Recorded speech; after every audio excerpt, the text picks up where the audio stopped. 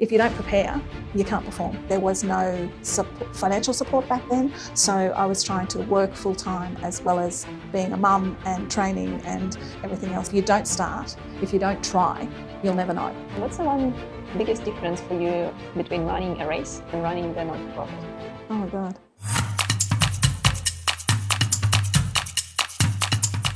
Hi Glynis. Morning. Thanks a lot for coming to us today. Okay. I really appreciate your time, for sharing your story of starting from zero and being an Olympic athlete in Australia. You obviously started back in Toowoomba when you were 9 years old.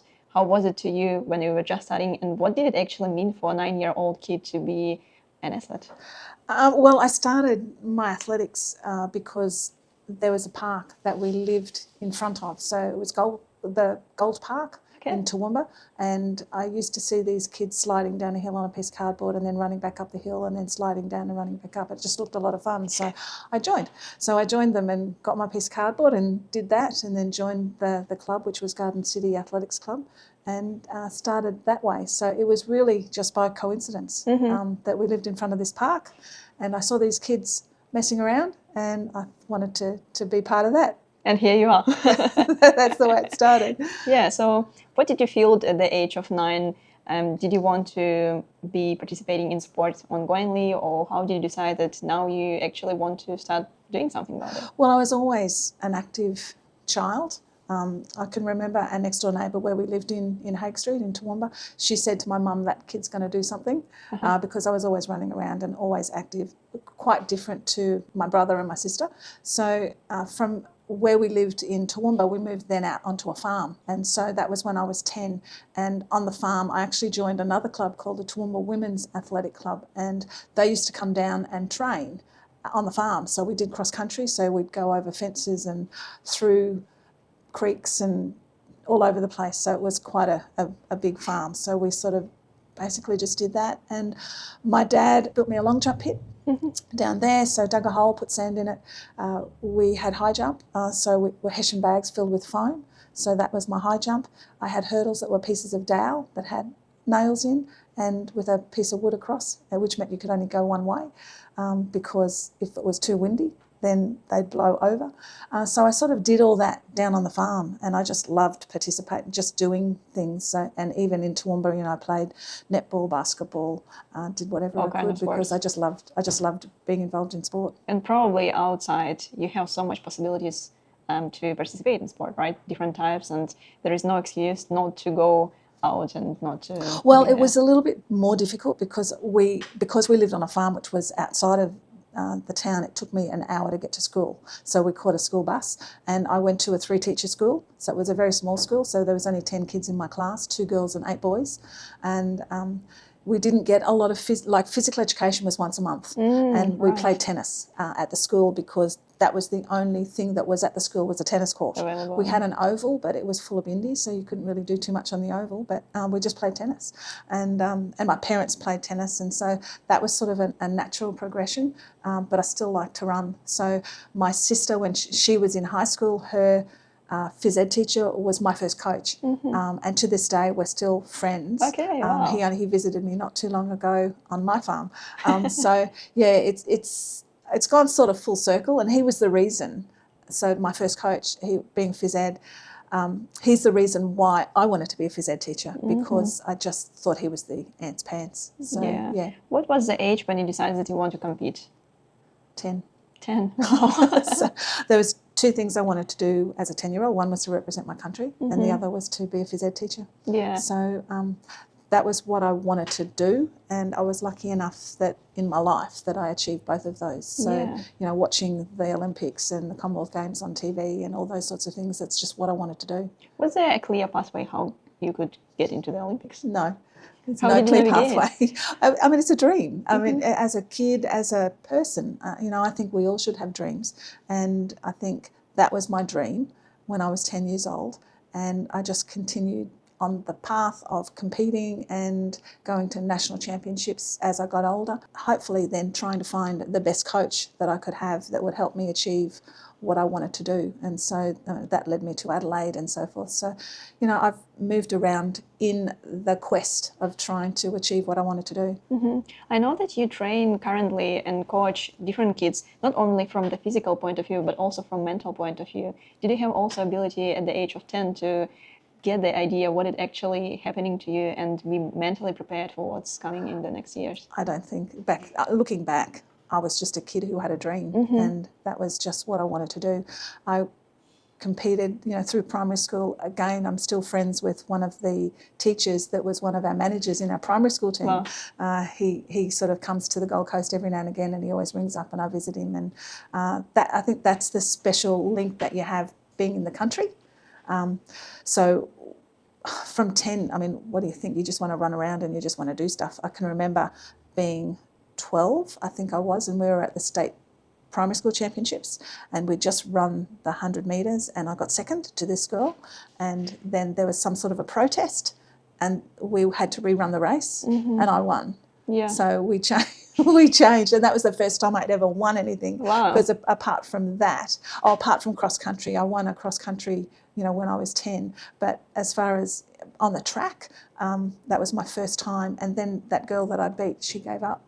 So, you know, I suppose it's a matter of, in any competition, you have to have the people that are achievers, but you also have to fill the gaps with other people. And I think that's the nice part about sport, is the friendships that you make and all the other things that come with it about participation and being able to take the losses as well as the wins. Yeah. So it's probably an interesting question between friendship and competition, because you probably train together, or even when I attended one of your coaching sessions, I can see how these kids are friends, but then they are competing at the same time. And how was it for you at this time? I mean, I was just out there having fun. I mean, that's the whole part of sport. You've got to have fun. And, you know, through training, you improve. And if you improve, then, you know, that comes with performance. And as an athlete, you always set goals. And I was setting goals when I was young. Really? Maybe I was ahead of my time. I don't know. Yeah. Maybe it was my parents. It was the way that I was brought up. But we always had goals that we wanted to achieve. And so they were my goals, and I continually tried to achieve those. So it was just me. I was different from my sister and my brother. They didn't do the same things. So, yeah, maybe I was different. Wired differently. And is it correct that you won the first gold medal in the sport area, which existed 3 years as it is? So the heptathlon used to be the pentathlon. The pentathlon was 5 events. Previously it was hurdles, high jump, shot put, long jump and 200.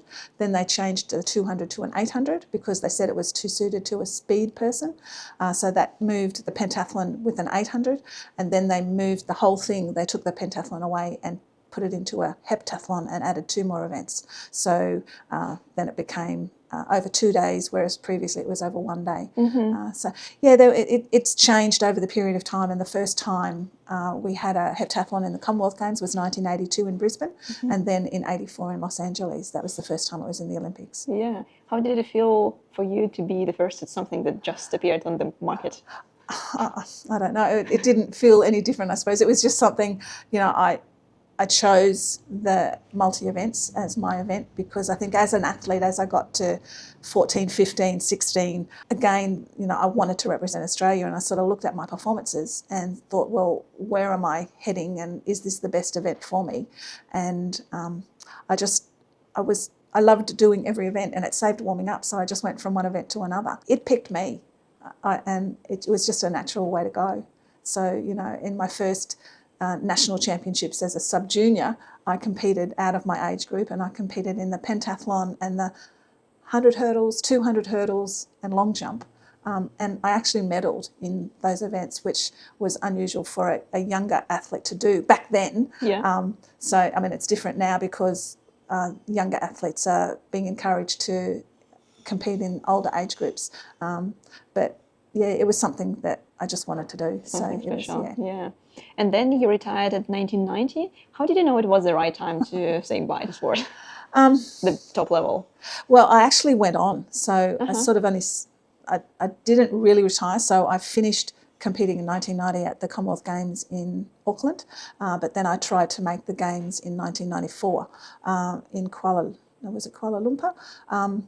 but I didn't make it because I had a child in that time, so I had one girl, and then I actually fell pregnant again. So it didn't happen because of that. And I was trying to do everything. There was no financial support back then, so I was trying to work full time as well as being a mum and training and everything else. So it was just too difficult. That's crazy. It's probably 24/7.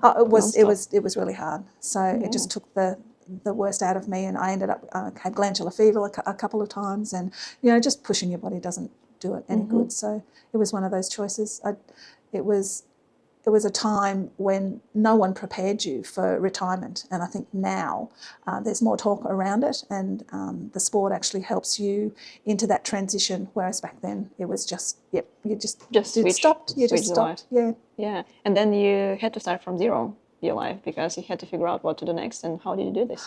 Well, I mean, it was pretty easy. I had to have a job, so I was working. So I just went into full-time teaching and just continued to give back to, kids. It's what I always wanted to do, was to be a teacher. So it was being involved with kids, helping them in their sporting career, helping them realise what they were capable of and all those sorts of things. So it was just something that people had given to me, and now it was my turn to give back to them. And what was the point when you decided that it's time to actually participate in non-for-profit and raise this community? Well, it was when I taught at a private Lutheran college on the Sunshine Coast, and then the education department seconded me to be involved with state schools, and I didn't really enjoy that. Plus I had 2 children. I was travelling all over Queensland, so it made it really difficult. So it was then that I helped to build the Sports Super Centre at Runaway Bay, and from then I got involved in sports admin, and it just went from there. So involved with children, sport, it seemed to be a natural way to go. And the Gold Coast Academy of Sport was founded in 2009. When it was purely your idea to? No, this was Mick Vevers, so Honourable Mick Vevers. He was past Minister for Sport. He approached me with Ian Rebillard, who was from New South Wales. So they had regional sporting academies in New South Wales, and they asked me if I would be on the board. And so that was how I originally got involved, was being on the board. They put out, so there was, I think, 6-7 of us that originally were on the board, and I had applied for the position to lead the academy, but then they told me that I couldn't be on the board if I was actually leading, so I actually withdrew my application and just started as a board member. And then in 2016 I became the executive director of the academy, and it's gone from there. Yeah. What is the main problem that the academy is trying to solve within the sporting industry? It's really, I think one of the things, I'm passionate about sport, passionate about helping kids. So one of the things that we try and do with the athletes that come into programs is to help them with knowledge, so that they're not learning by trial and error. So what we're trying to do is to shortcut that timeline of when they know what they're supposed to do to help their performance. So by teaching them what to eat, how to think, how to recover, all those processes that we go through, it's actually helping them in stepping forward and doing the right things so that they can get the best out of their training and get the best out of their performance. So it was sort of a no-brainer. Who can join the academy? Is it easy to? Well, really with the academy, it's just the sporting programs that we have. We try and work with sport out there, so if they want a program, then we will tailor the program to suit what their needs are. But really it's just an application process that people have a look at what the programs are from our website or from our social media posts, and then they can apply through that. And the age is between 12 and 18? 18, yes. Yeah. Is it the sweetest spot when? I think that's probably the age group where you can make the most change and help influence the sporting side of how they actually grow up. And I think one of the things that I like to feel that we can help is that we're not only making them better sports people, but we're making them better people. And I think that's really important. So, you see some athletes out there that think that they're pretty cool, and I think you can do that, but you've got to do it in a way that's not down putting anyone else that you're competing against, if that makes sense. Yes, so it's both physical and mental education. Yeah. So it's a holistic approach to sport rather than just doing the skill side.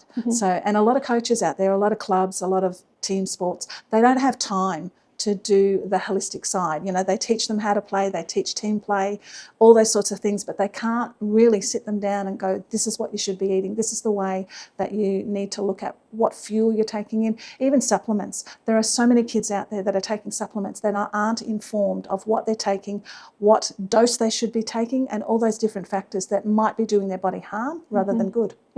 Yeah, okay, so it does make sense to have the holistic approach instead of just learn how to run. Oh, absolutely. So, you know, I think, and again, what we're trying to do is to shortcut that process. So, and we also invite the parents and other coaches. So it's not just, you know, we're talking to the kids. It all starts at home. The whole community. So we need to make sure that the parents are aware of the information that we're giving the kids so that then they can actually make changes within the way that they're feeding the kids, the way that they're talking to the kids. Communication is just so important with young children. On how they can improve and approach their sport. Yeah. For you personally, being in a sport and being an Olympian athlete is one thing, and competing on the field is one thing, but then running a business or non-for-profit business, it's totally different area where all the partnerships, all the bureaucracy involved.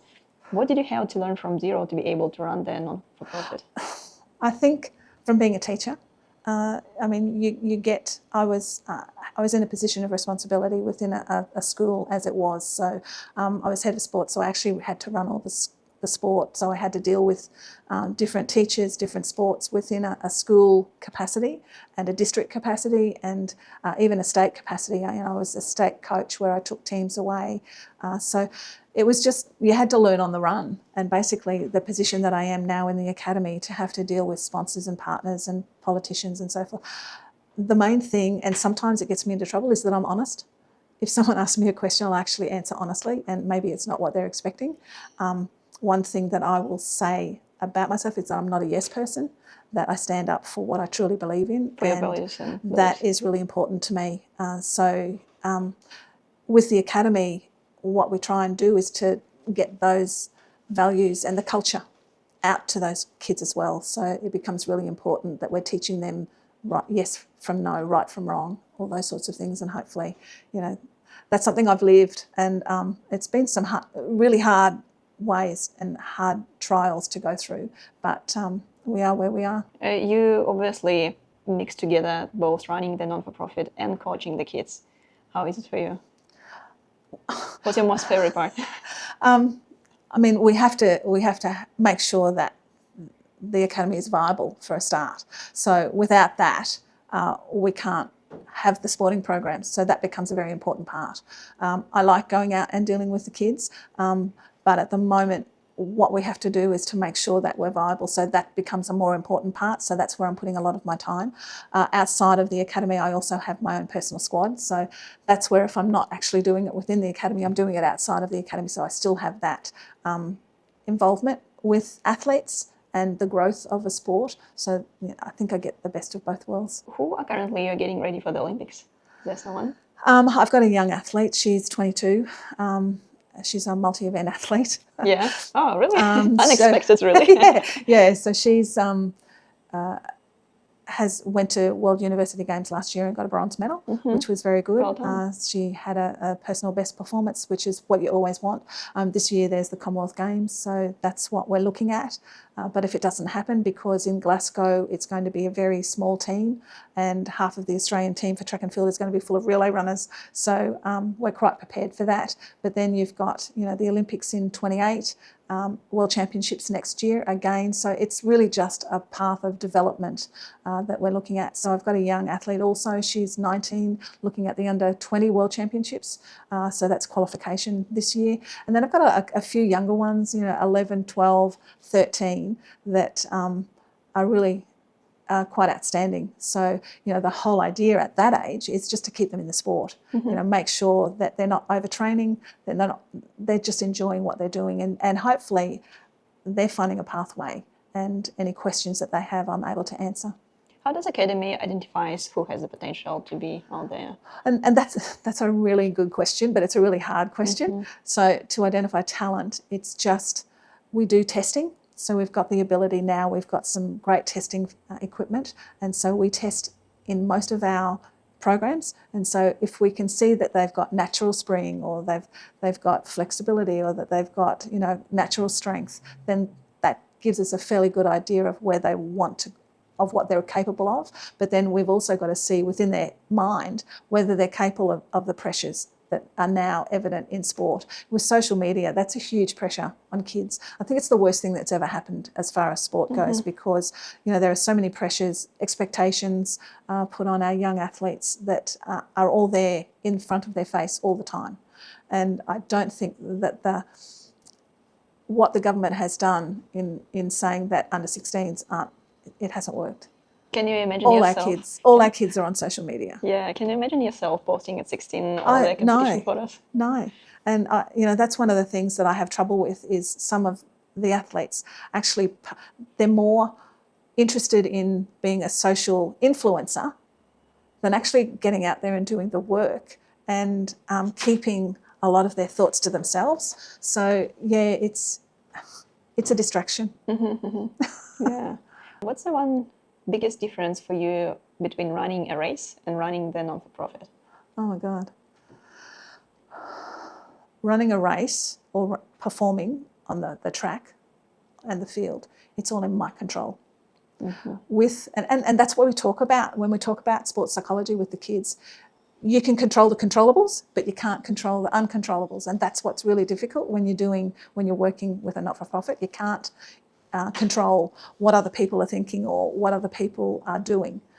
You can only control the controllables. So how we run the programs, what information that we give out, but we can't control the funding. We can influence the funding and try and continue to ask for help and do all that, but we can't control it because it's up to other people.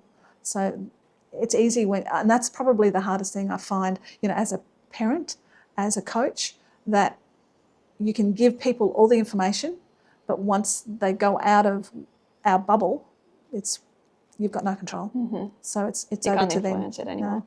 If there is one miracle that would happen tomorrow and someone would donate you 100K, what would you do with it?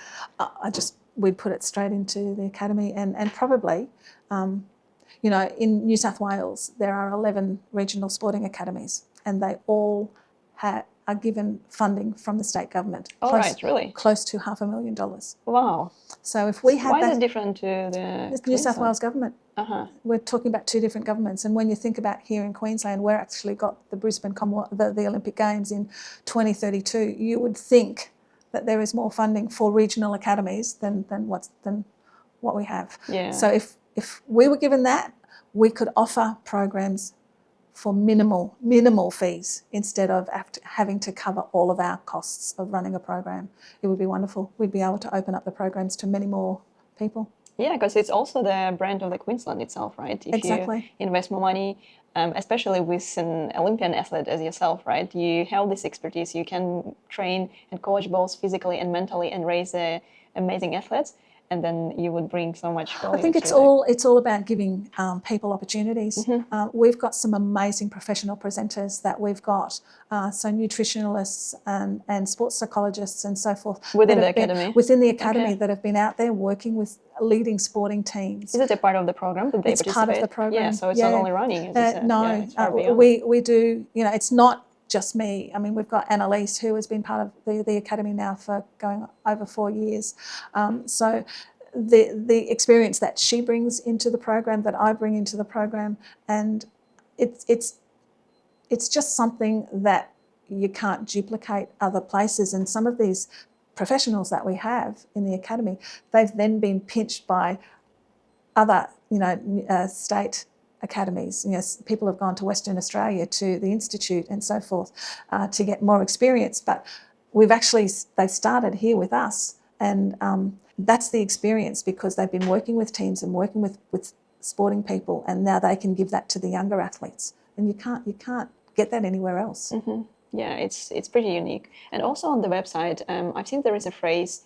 It states you don't need to be excellent to start, but you need to start to be excellent. Yeah, where did that came from? I read it somewhere and I thought we need to promote that. Embrace and I it. just think it's something. If you don't start, if you don't try, you'll never know. So, and I think that's really important, that, you know, you can't have a doubt. If you say, oh, you know, so many kids will go, oh, I can't do that, before they've even tried. So they need to start to see if they're going to be excellent at any sport. And if that's not your choice, then try something else. And eventually you'll find your niche of what your capabilities will help you to do in life. When the 12-year-old child comes to the academy, what are the top 3 advice that you tell them straight away before starting to coach them? They've got to have a buy-in, so they need to want to be there. I think the second one is that they've got to set some goals, and the third one is that they enjoy what they're doing. I think that's 3. I think the enjoyment comes first, but I think you've got to then set your goals and know what you want to achieve, and they've got to have a buy-in. So they've got to want to be there, want to do things, want to learn, and take it all in and then put it into practice. Do kids usually know what it takes to get to the elite sport, or do they understand this while they're training? No, I think they'll probably only get that as they get a bit older, and then they find a pathway. And now, nowadays, the pathway is probably more there. In particular sports, there is a designated pathway. You go to this training or to get this experience, and then if you can get some other experience outside of that, then that will help, obviously, with your progress. But yeah, it's much easier now in some ways, but more difficult in other ways because of the pressure and the expectation and everything else that's applied to young athletes. What's on the agenda for the academy for the next 5 years? Well, hopefully we're just going to build with more programs, some more opportunity to link, hopefully with the Queensland Academy of Sport. There is some discussion about there is some sort of a pathway, a linkage going. We can only hope. I've tried for many, many years to get that pathway happening, and hopefully that's going to happen. We've got, this year, we're having our inaugural sports luncheon, which is hopefully going to raise some funds so that when we can actually, that's on Friday the 15th of May. And so we've got Chris Fagan, who's Brisbane Lions coach. All right. So Phil Smythe, who's his performance coach. And Phil's also a 5-time Olympian in basketball. Then we've been able to get Alana King, who is the world's leading spin bowler. All right. In cricket, yeah. And also Greg Ritchie, who is my MC. So I went to school with Greg, so I asked a favour. So Chris has declined other things to actually be our speaker on that day. So, you know, it's just amazing. And we feel very privileged to have, you know, him and Phil there. And it's going to be a different day because they're going to interview each other. So they're not going to be interviewed by someone in particular. They're going to talk between. So it's and they've got a very unique personalities and a unique partnership that they've had with the Brisbane Lions. So it should be a really interesting day. Who would benefit mostly from this luncheon? Who will benefit from it? It'll be the sporting program, so it'll be kids. So what we want to try and do is to raise more funds because we don't receive enough from the council, which we're really grateful, because without the Gold Coast City Council, we wouldn't be here. But every year we get to the end of the year and we're trying to fight for funding. So this is a way, hopefully, that we can raise some funds, some additional funds that we can put into the programs. We've also got some auctioneer items. If I'm a business and I would like to donate and support Gold Coast Academy of Sport, what is the best way to do so? So you can actually call us. So call us. We've got the Australian Sports Foundation, which actually is a tax-deductible donation. So you can donate through the Sports Foundation and direct it through to the Academy. So that's a way that businesses or people, philanthropists that have funds that would like to help young kids, you know, realise their dreams in sport. So that's a way.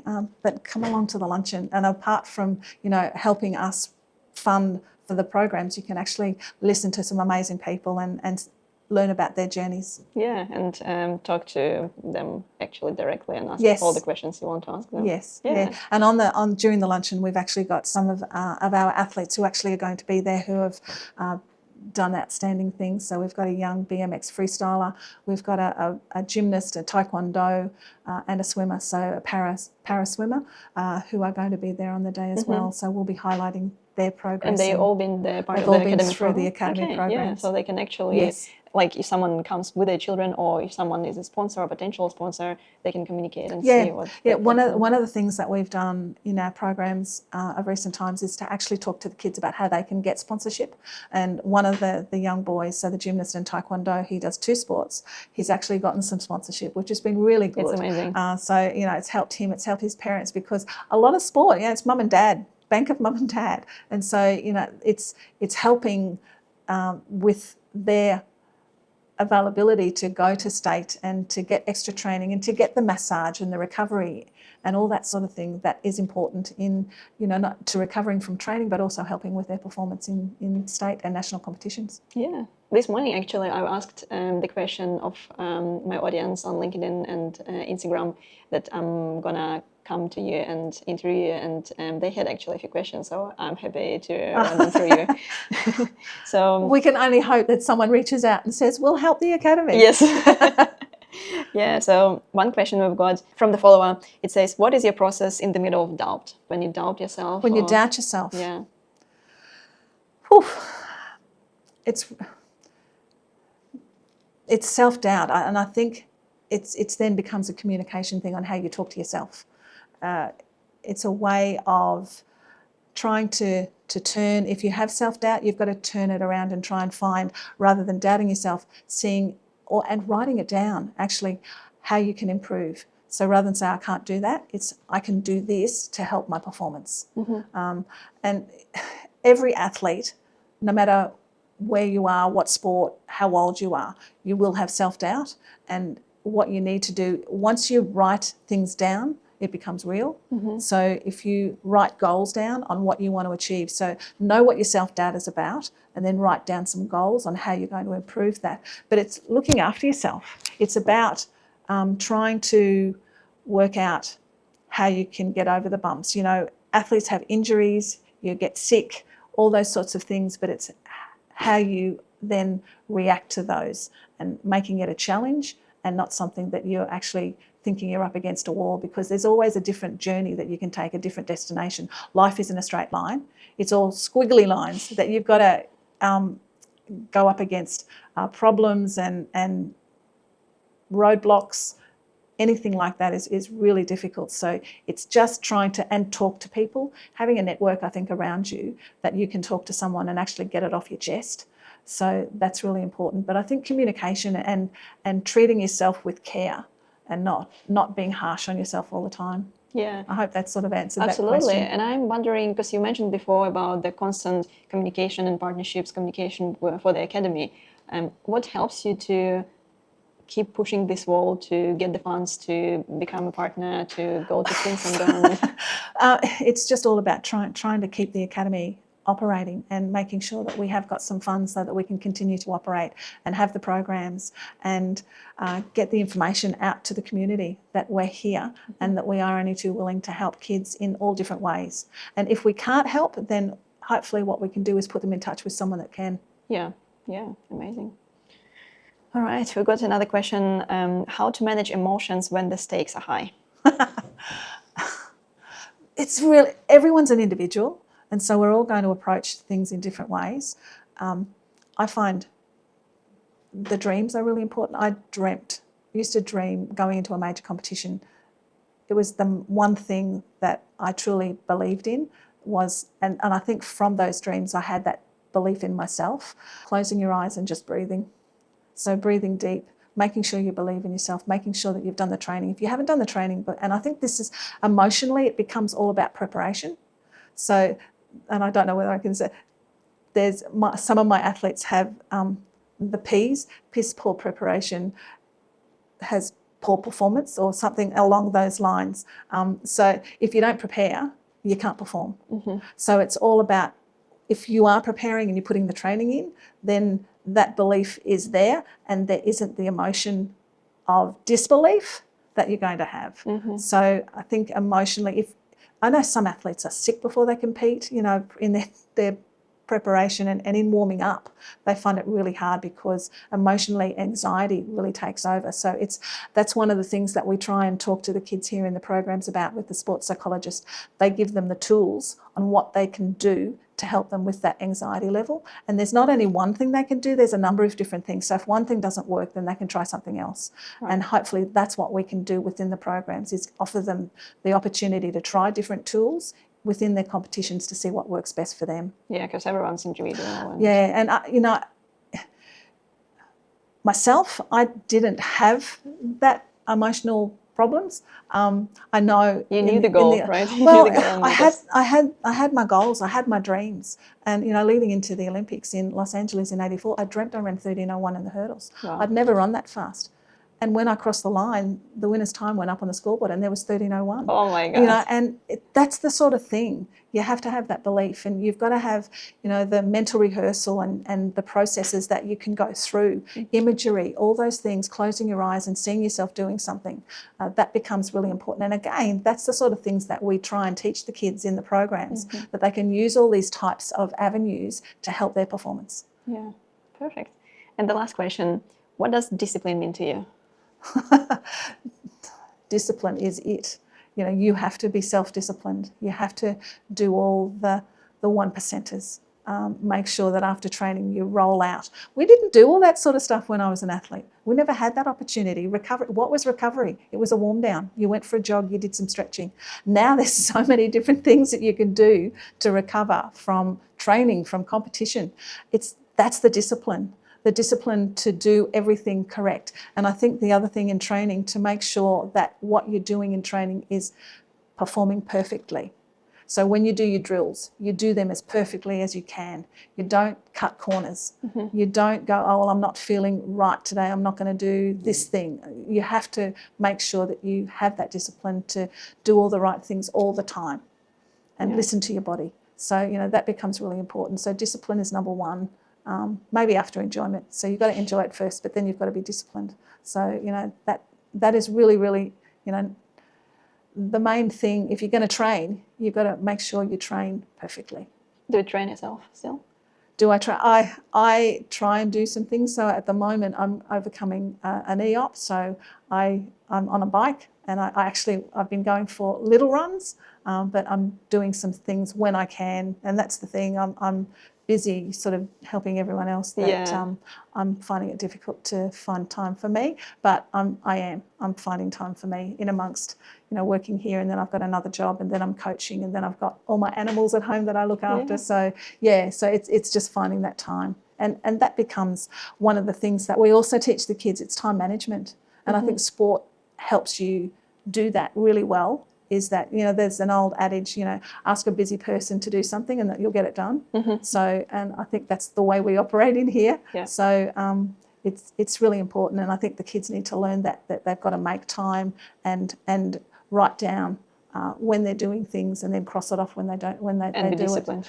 It. Yeah, that's part of the discipline. Yeah, well, thanks a lot, Glynis, for finding time for us today, even though you have such a busy schedule that you don't even care about yourself, but you still found time to share your journey and highlight the Gold Coast Academy of Sports. And I truly believe that everyone should hear your journey and then understand what is the importance of you trying to bring to the sport industry.